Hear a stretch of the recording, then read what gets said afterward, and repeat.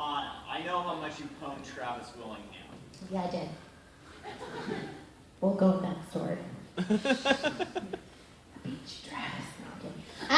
Let's see. Kana kicked my butt. I lost my gallbladder 2 years ago. I can't drink the way I used to. Yeah, that was a long time ago. It's so funny when things happen at conventions, like years and years and years ago. And Travis Willingham and I had a drinking contest many, many, many years ago. And people are still talking about it. And so for his birthday this year, I was like, hey, dude, next time I see you, we'll go get a tequila shot, and people will talk about it for the next 10 years. Yeah. But it's fun. It's just the power of the internet. It's just been rolling out there forever.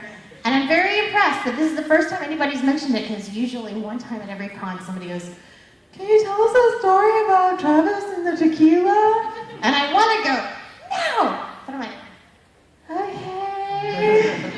It's probably all over YouTube, but okay. Who else has questions, or concerns, or comments, whatever? Yes, ma'am. Do you have any pets? I do! I have a cat. He's a tuxedo cat. He's a big tuxedo cat. He weighs 20 pounds. Whoa. He's kind of like a dog. Like, he's just big. I mean, he even walks like a pit bull. He's like, oh. But he's black and white, and so if you're gonna be my baby, it don't matter if you're black or white, so his name is Michael Jackson. So yeah, I have a cat named Michael Jackson. And I call him Jacko, usually, like they used to call him like Michael Jackson in the British tabloid.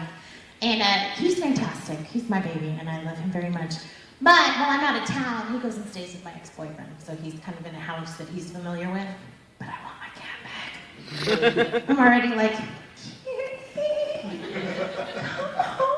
because that's one of my favorite things to do when I'm not working on anime and stuff is, like, if I have just one evening alone, me and Michael Jackson will curl up in his bed, and I'll read, he'll purr, it's so cozy and warm, I just want to go there right now. I love him so much. Thank you for asking that. My mom also has a dog named Lucky. He is a little Yorkie, and he's fantastic. Like, he's ridiculous. Like, I think he's old as dirt. So I don't know how much longer he's going to be around, poor guy, but every time I go down to Houston to record with Sentai, I get to spend time with Lucky. And he does this little thing that I call the ninja, because he'll get excited when he sees you, and if he's on the bed, he'll do this little hand thing to come up to you, so he'll scoop with his arms. And it looks like a little ninja. Oh, ninja! I love animals. Yes, ma'am. I see your cats live enormously long. They got one 8 years ago that had cancer. It was supposed to be dead in 6 months, and then it died Oh, wow. That's so good to hear, because I'm so, like, my baby, Michael Jackson's my baby. That sounds so weird, right? Michael Jackson's totally my baby. So, like, when I go to the vet and they're like, well, you need to watch his weight because there's diabetes concern. Oh, here's the thing that a lady told me last time. She's like, he could stand to lose a pound or two because he's just a big cat. So I was like, okay, I'll put him on the diet. She's like, well, and here's the thing. This might be TMI for you guys. But we tested his blood and there's no pre-diabetic concerns. But in his urine, I guess we found a little bit of cause for concern. So she's like, but that could just be because he's stressed. Okay, so what do I do? She's like, well, you could like starve him for the night and then bring him back in. And I'm like, starve him for the night? I don't want to lose my toes. Like, no. And she's like, but it could still be the stress. And I was like, so you're telling me I need to de-stress my cat? How do I do that? And she goes, I don't know. Thank you, veterinarian lady. I appreciate that. So every once in a while, I'll just look at him and go, no stress. We just look somewhere. Sorry. Yeah, I'm like, how do you de-stress a cat? Massage it? Yeah, I hang out with him and we play. But I mean, like, he's lazy. My place has all these stairs and I throw things. Does anybody else, do you guys have cats? Okay. You know hairbands, like the little hairbands that you used to put in a ponytail? Do any of your cats collect them? Yes. Okay, good. So yeah, okay, and do they put them in their food bowl? No, but they carry them around and I'm glad just him. Because I was like, he had a collection. Like one time I bought a whole pack of them, and I came home and they were all over my house. I was like, you bastards! But he'll take them and collect them and put them in his food bowl. It's so gross. He's like, I never use them again. They smell like cat food. Well, and that's what my ex said. My ex was like, well, you know why he's doing that. I was like, why? He goes, he's putting them in there to get the flavor. Because then later on, when you throw them out, and he goes and finds them and chews on it for a while, getting the flavor out. I'm like, I'm sure he's smart. I don't think he's that smart. I think he might be keeping them in safekeeping. He's very organized, I guess. Yes. Okay, besides Mary Jane, which fairy tale character or top 3 favorite fairy tale characters are yours? Oh, there's so many. Fairy tale's hard because every arc I have new favorite characters. You know what I mean? Like every arc that you watch, you get this new group of characters that you love. My favorite characters are some of the really obscure, weird characters. Like when you get to the Phantom Four? Back a while back, was it the Phantom Four? See, Monsieur Soul is one of my favorite characters ever. When I wrote that, I was like, he's so awesome! I loved him so much. Oh gosh, who else? Zankro is fun to write for. He hasn't come out yet, but I'm writing for him. He's a lot of fun to write for because he's kind of very similar to Natsu. So it's kind of fun playing with that whole vibe of like, you're similar to Natsu, but more insane. I have to really dig writing for Virgo. She's fun. They're all so great. Like, that's one thing I really love about that show. Oh, and Capricorn. Capricorn's rad.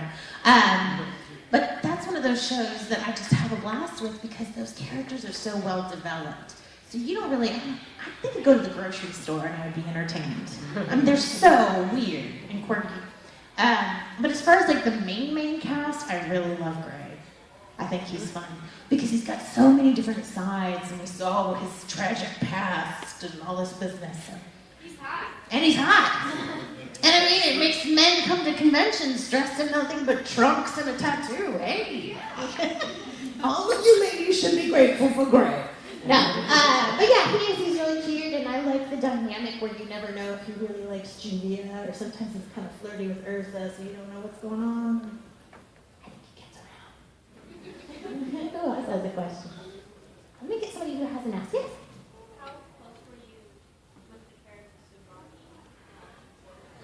Subaki? I was excited about Tsubaki because when those auditions came around, everybody was really excited to audition because the animation style was so cool. It's kind of gorillas-esque, you know, like this really different style of animation. I'm gonna put this down because if I drink any more, I'm gonna pop.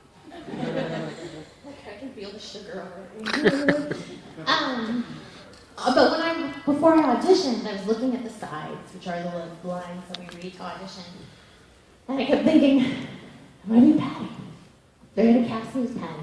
Because I was right in the middle of that string, like for 2 years I did nothing but animation.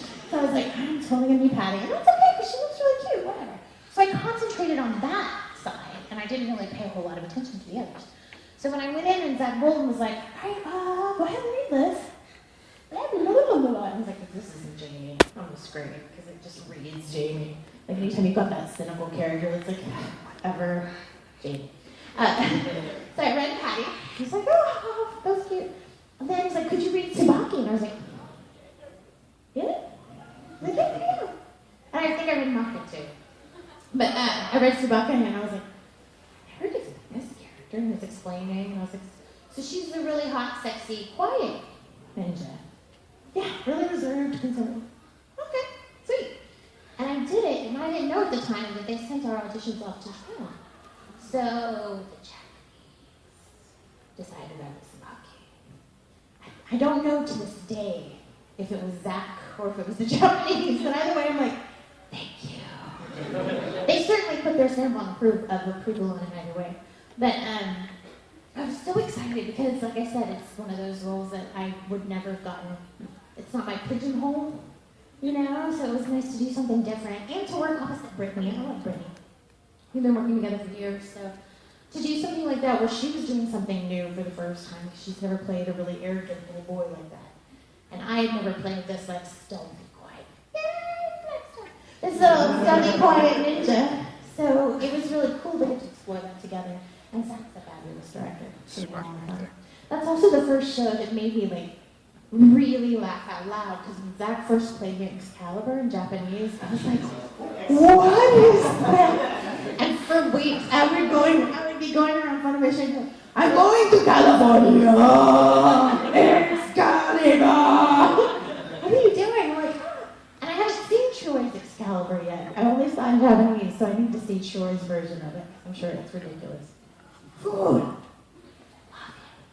I know he's supposed to be annoying, but I love him.